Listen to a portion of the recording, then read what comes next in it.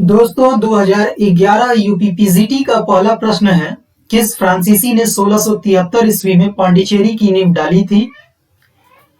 तो आधुनिक भारत का इतिहास पढ़ते समय जब आप भारत में यूरोपीय कंपनियों का आगमन पढ़ते हैं तो उसी दौरान कुछ स्थानों के संस्थापक भी आपको याद करने पड़ते हैं, जिनमें बंबई, कलकत्ता, मद्रास अंग्रेजों द्वारा स्थापित किया गया और पांडिचेरी फ्रांसीसियों द्वारा स्थापित किया गया। तो इनके संस्थापक परीक्षाओं में पूछे जाते हैं। यहां पर पांडिचेरी की नींव किसने डाली यह पूछा है और इसका विकल्प होगा फ्रैंको मार्टिन। जबकि यदि बंबई का पूछता तो गेराल्ड ऑन्गियर होता, कलकत्ता का पूछता तो जॉब चार्नाक होता और मद्रास का पूछता तो इसका उत्तर आप हमें कमेंट बॉक्स में बताइएगा। अगला प्रश्न है, ब्रिटिश सरकार ने आधुनिक शिक्षा प्रसार की ओर पहला कदम बढ़ाया था।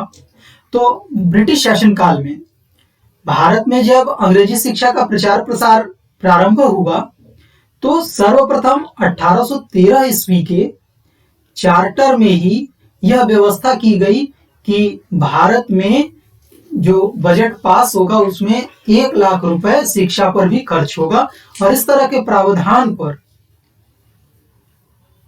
शिक्षा को भी शामिल किया गया और इसका विकल्प बी सही होगा, 1813 ईस्वी। फिर देखें, वह अधिनियम जिसमें न्यायालय के निदेशकों की संख्या 24 से घटाकर 18 कर दी गई थी, यह चार्टर था 1853 का चार्टर एक्ट। इसी चार्टर में जो निदेशक मंडल थे उनके सदस्यों की संख्या 24 से घटा करके 18 कर दी गई थी। फिर अगला प्रश्न है, ब्रिटिश इंडियन एसोसिएशन की स्थापना 1851 ईस्वी में किसने की थी? ब्रिटिश इंडियन एसोसिएशन की स्थापना राधाकांत देव ने की थी। हालांकि बोर्ड ने इस विकल्प को गलत मानते हुए इस प्रश्न को डिलीट करा दिया था। अगला प्रश्न है, भारत में सिविल सर्विसेज का पिता किसे कहा जाता है? तो भारत में सिविल सर्विसेज का पिता लॉर्ड कॉर्नवालिस को कहा जाता है। अगला प्रश्न है, जिस समय आईसीएस में भारतीयों की आयु घटाकर 18 वर्ष की गई, लॉर्ड सेलिसबरी थे। तो लॉर्ड सेलिसबरी उस समय सेक्रेटरी ऑफ स्टेट थे जब आईसीएस में भारतीयों की आयु को घटा करके 18 वर्ष किया गया था। नेक्स्ट प्रश्न है, व्हाइटले कमीशन संबंधित था। तो व्हाइटले कमीशन का संबंध श्रम से है।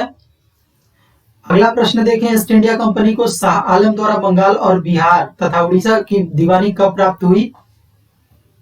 तो आप सभी जानते होंगे कि बक्सर का युद्ध लड़ा गया था और इस युद्ध में अंग्रेजों ने जीत हासिल की थी मीर कासिम, शुजाउद्दौला और शाह आलम के विरुद्ध। और इस युद्ध में मीर कासिम हालांकि मारा गया था, जबकि शाह आलम और शुजाउद्दौला द्वारा समझौता किया गया इलाहाबाद की संधि के नाम से। तो 12 अगस्त को शाह आलम द्वारा बंगाल, बिहार और उड़ीसा की दीवानी अंग्रेजों को दे दी गई थी समझौते के अनुसार। इसका बी विकल्प सही होगा, 12 अगस्त 1765। फिर देखें, भारतीय विधि आयोग की अध्यक्षता किसने की थी? तो भारतीय विधि आयोग की अध्यक्षता लॉर्ड मैकाले ने की थी। सी विकल्प सही है। भारत में अंग्रेजी शिक्षा को लाने का श्रेय भी इन्हीं को जाता है। अगला है, वह गवर्नर जनरल जिसने अदालतों में क्षेत्रीय भाषाओं को शुरू करवाया था। तो अदालतों में क्षेत्रीय भाषाओं को शुरू करवाने का कार्य किया था लॉर्ड रिपन ने। अगला देखें, आपका अगला प्रश्न है, निम्न में से कौन प्रेस की स्वतंत्रता के समर्थक थे? तो ये प्रश्न थोड़ा सा डीप है, क्योंकि जब तक आप सभी गवर्नरों के विषय में नहीं जानते तब तक आप इसके उत्तर को दे पाने में थोड़ा सा असमर्थ होंगे। तो एक ग्रुप बनता है गवर्नरों का कि कौन कौन से गवर्नर प्रेस की स्वतंत्रता के समर्थक थे और कौन कौन से प्रेस की स्वतंत्रता के विरुद्ध थे। तो समर्थकों में चार्ल्स मेटकाफ, लॉर्ड हेस्टिंग्स और लॉर्ड मैकाले जैसे लोग थे। तो इस हिसाब से डी विकल्प सही होगा, तीनों प्रेस की स्वतंत्रता के समर्थक थे। अगला प्रश्न है, 1857 के विद्रोह के समय ब्रिटेन का प्रधानमंत्री कौन था? तो 1857 का विद्रोह जब हुआ उस समय ब्रिटेन का प्रधानमंत्री पामेस्टर्न थे। फिर देखें, और यही अगर आपका 1857 के विद्रोह के समय गवर्नर पूछ देता भारत का, तब उत्तर आपका क्या होता? Lord Canning. उत्तर होता लॉर्ड कैनिंग, क्योंकि डलहौजी उस समय तक इसकी पूरी पृष्ठभूमि बना करके चला गया था, जिसका व्यक्तिगत विद्रोह, ये व्यक्तिगत योजना वगैरह था, जिसके अनुसार उसने ब्रिटिश साम्राज्य को भारत में और ज्यादा मजबूत किया था। फिर देखें किस गवर्नर जनरल के काल में प्राचीन इमारत संरक्षण एक्ट लागू हुआ था? तो ये प्राचीन इमारत संरक्षण एक्ट लागू किया था लॉर्ड कर्जन ने। सी विकल्प सही होगा 13वें प्रश्न का। अगला है दादा भाई नौरोजी किस स्थान से ब्रिटिश संसद के सदस्य चुने गए थे? ये भी काफी इंपॉर्टेंट और डीप पूछा हुआ प्रश्न है। दादा भाई नौरोजी फिन्सबरी से ब्रिटिश संसद के सदस्य चुने गए थे। और यहाँ यह भी आपको याद रखना होगा कि grand old man of India के नाम से ये जाने जाते थे और ब्रिटिश संसद में चयनित होने वाले ये प्रथम भारतीय भी थे। अगला देखें, हंटर कमीशन किससे संबंधित था? तो हंटर कमीशन का संबंध शिक्षा से था। इसका गठन किया गया था 1882 ईस्वी में।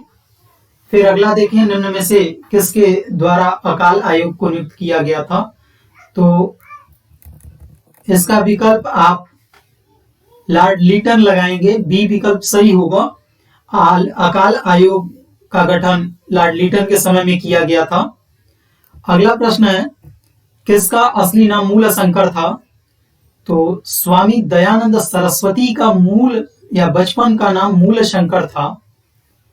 इनका जन्म गुजरात के काठियावाड़ में हुआ था और बिरजानंद के शिष्य थे ये।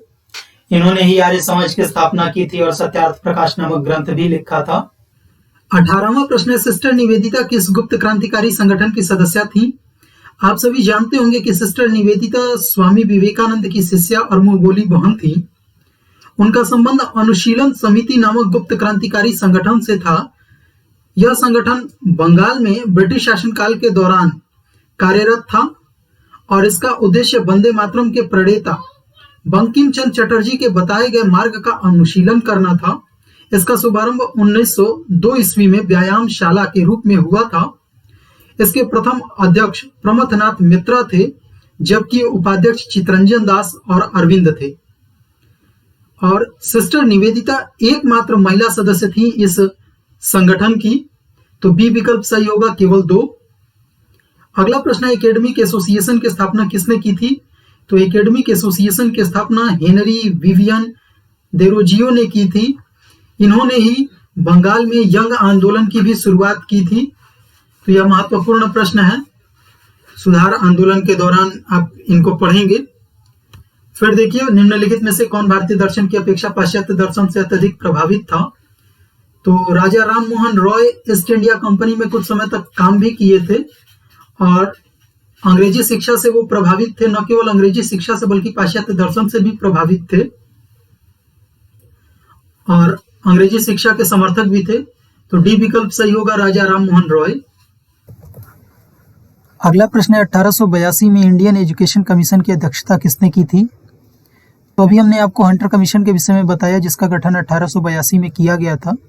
हंटर कमीशन ही वास्तव में इंडियन एजुकेशन कमीशन 1882 था और इसकी अध्यक्षता डब्ल्यू हंटर ने की थी। और यही कारण है कि 1882 में गठित शिक्षा से संबंधित इस कमीशन को हंटर कमीशन के नाम से भी जाना जाता है। आगे देखें, वह अधिनियम जिसे जवाहरलाल नेहरू ने दास्ता का चार्टर कहा था, तो 19 का भारत सरकार अधिनियम पारित किया गया, इसे ही जवाहरलाल नेहरू ने दास्ता का चार्टर कहा था। अगला प्रश्न है, भारतीय राष्ट्रीय कांग्रेस की स्थापना के समय भारत के वायसराय थे। तो आप सभी जानते होंगे कि भारतीय राष्ट्रीय कांग्रेस की स्थापना 1885 ईस्वी में की गई थी। ए.ओ. ह्यूम संस्थापक थे, जबकि प्रथम अधिवेशन मुंबई में आयोजित किया गया था, जिसके अध्यक्ष डब्ल्यू.सी. बैनर्जी थे। प्रश्न अपने आप में महत्वपूर्ण है क्योंकि उस समय तत्कालीन वायसराय पूछा हुआ है और उस समय तत्कालीन वायसराय लॉर्ड डफरिन थे। नेक्स्ट प्रश्न है, बंगाल विभाजन को कब रद्द किया गया? तो यहाँ आपको यह जानना होगा कि बंगाल का विभाजन किया कब गया। तो बंगाल का विभाजन करने का काम किया था लॉर्ड कर्जन ने 1905 ईस्वी में। आगे चल करके जब जॉर्ज पंचम भारत की यात्रा पर आए तो उन्होंने ही बंगाल के विभाजन को रद्द करने की घोषणा की थी 1911 ईस्वी में। आगे देखें, निम्न में से कौन सा कथन स्वतंत्रता संघर्ष के संदर्भ में असत्य है? पहला है 1905 में बंगाल का विभाजन हुआ, जैसा कि अभी हमने आपको बताया ही।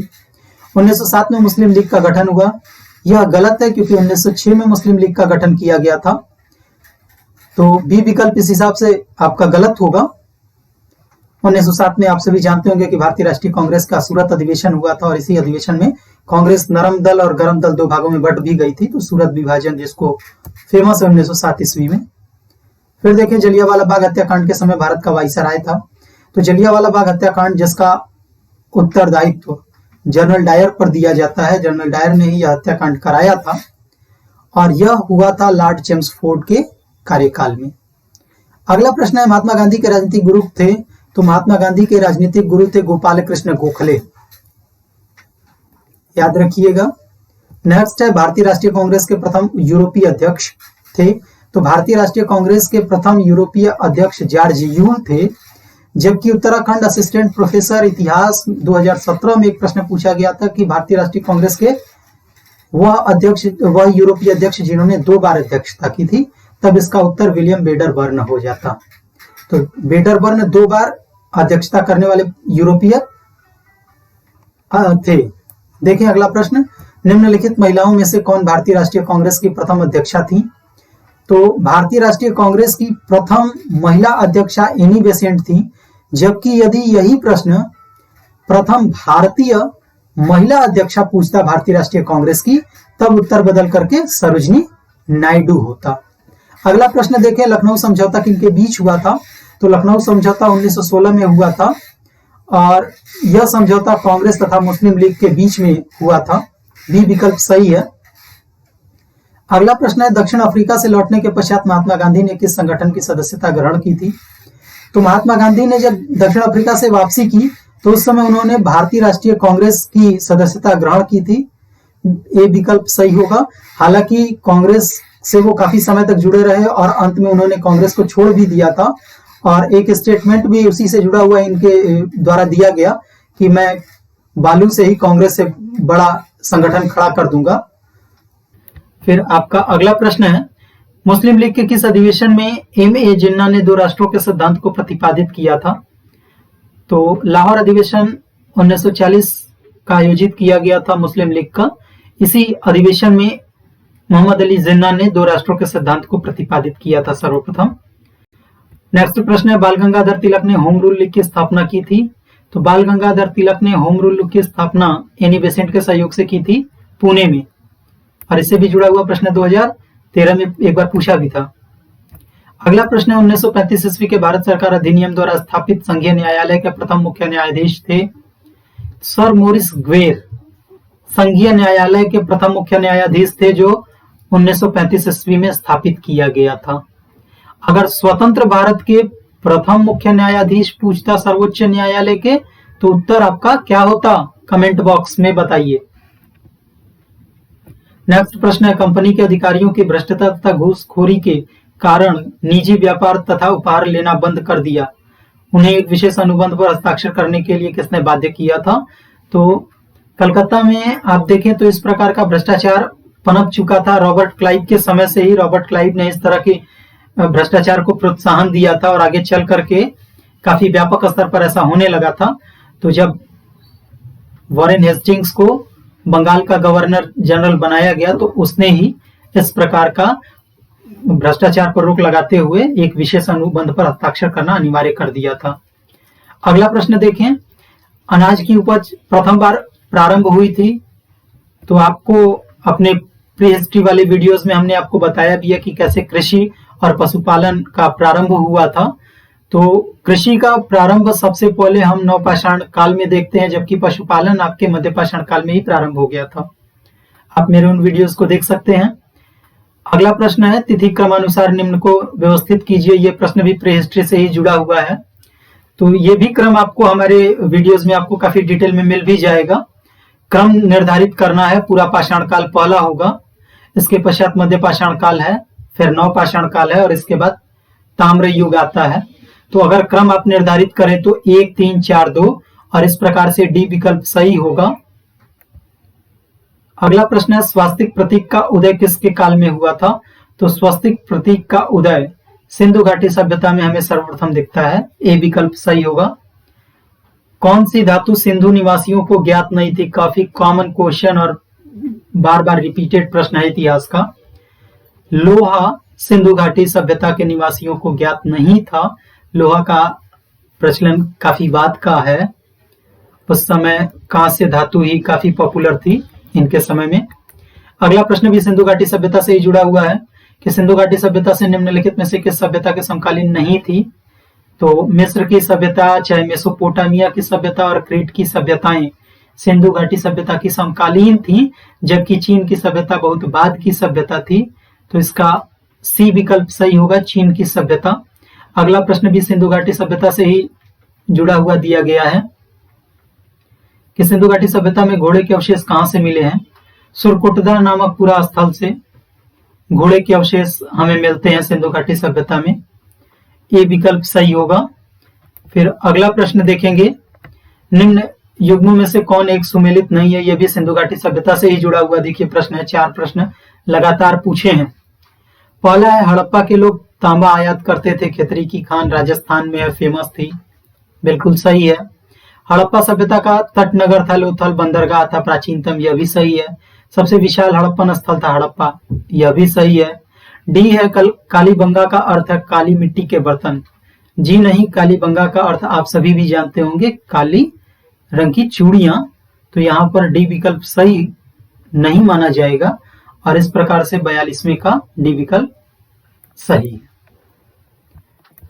ऋग्वैदिक काल में निम्नलिखित में से कौन सी प्रथा प्रचलित नहीं थी? तो ऋग्वैदिक काल में दहेज का प्रचलन था, वधु विवाह भी था, विधवा विवाह भी था, वधु मूल्य भी था, बाल विवाह नहीं था। डी विकल्प सही होगा इसका, बाल विवाह प्रचलित नहीं था, ऐसा कोई साक्ष्य नहीं मिलता। हालांकि उसके ऋग्वैदिक काल के जानने के तो प्रमुख स्रोत वेद ही हैं। फिर देखिए प्राचीन काल में बंधुआश्रम को निर्दिष्ट करने वाले शब्द थे, तो वेत्ती और विष्टि यही 2 शब्द हैं जो बंधुआश्रम को निर्दिष्ट करते थे। विष्टि का प्रचलन मौर्य काल में आप देख सकते हैं, वेत्ती आपका चोल काल में या संगम काल में आपको नजर आता है। बी विकल्प सही होगा, 1 और 4। जैन धर्म के प्रथम तीर्थंकर कौन थे? अगला प्रश्न है जैन धर्म से जुड़ा हुआ, और प्रथम तीर्थंकर थे ऋषभदेव और इन्हीं के पुत्र थे बाहुबली, जो आपको हमने पिछले वीडियो में आपको डिस्कस किया था। अगला प्रश्न है नंदवंश का अंतिम सम्राट कौन था? तो नंदवंश का अंतिम सम्राट घनानंद था, जिसके समय में सिकंदर का आक्रमण हुआ था। हालांकि सिकंदर का आक्रमण मगध तक नहीं पहुंचा था, वो ब्यास नदी से ही उसकी सेना वापस लौट गई थी। हालांकि सिकंदर का ये समकालीन नंद राजा था। अगला प्रश्न देखें, निम्नलिखित में से कौन सा स्रोत मौर्यकालीन इतिहास से संबंधित है? तो मौर्य काल के इतिहास को जानने के प्रमुख स्रोतों में बौद्ध और जैन ग्रंथ हैं ही, अशोक के शिलालेख भी हैं, कौटिल्य का अर्थशास्त्र प्रमुख ग्रंथ है मौर्य काल का। इस प्रकार हम उपरोक्त सभी विकल्प को सही मान सकते हैं, डी विकल्प सही होगा आपका। यम तथा नचिकेता की कथा किस ग्रंथ में उल्लेखित है? तो यम और नचिकेता की कथा कठोपनिषद में वर्णित है और ये प्रश्न भी रिपीटेड है, 2016 में भी पूछा गया था। अगला प्रश्न देखें, सांची का स्तूप किसने बनवाया था? तो सांची का स्तूप सम्राट अशोक ने बनवाया था।